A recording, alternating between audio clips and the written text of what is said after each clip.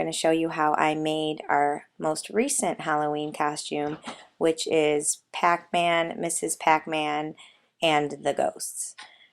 Obviously, if you have a dog, you can make some cherries too, but it's not necessary.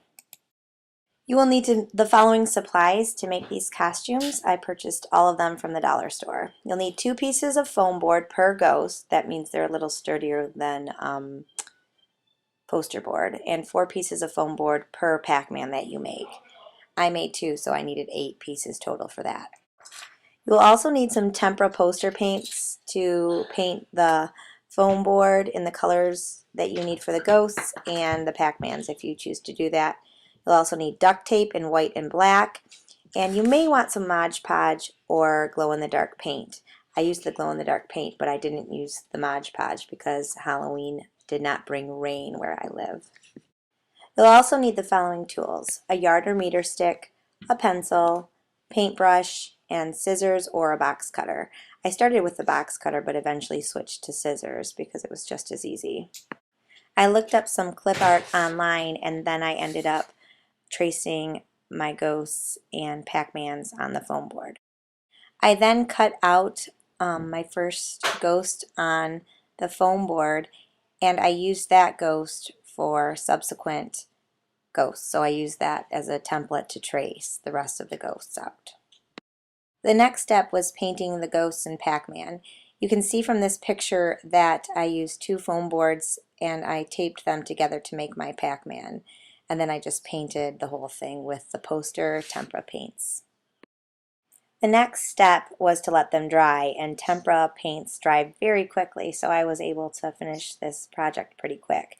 The boards did tend to curl up a little bit, so after they were done drying, I put them face down with some heavy books on them, and they flattened out nicely.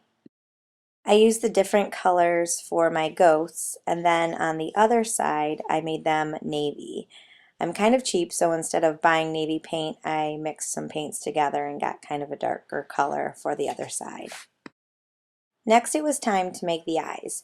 I just used duct tape for the eyes. The duct tape was actually very forgiving, so I could peel it off if I didn't like the placement of it.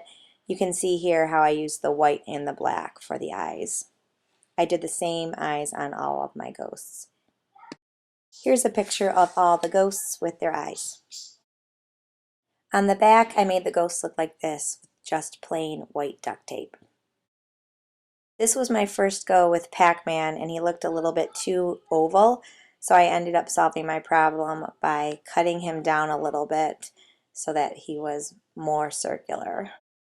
Here he looks much better. I forgot to mention take pictures of how I attached my ghosts. I basically used duct tape again in black, and I made little straps to connect the front and the back of the ghosts, and then they just slid over our heads. They worked really well and lasted all of trick-or-treating, which was nice. You could use Mod Podge over this if you'd like, to make it nicer, I suppose. I also forgot to mention that I did put glow-in-the-dark tape over my white duct tape on the backs of their ghosts. It was pretty neat because they glowed in the dark when we were out, and it was just a really cool costume. Had a lot of nice compliments on our costume, and I think one of the favorite things for me anyway about this costume was that I got all 6 of our costumes for about $20, or maybe a little bit more, but not too much. Now the next thing I have to do is just figure out what we're going to be doing next year. If you have any ideas on what to do, leave me a comment below. Thanks for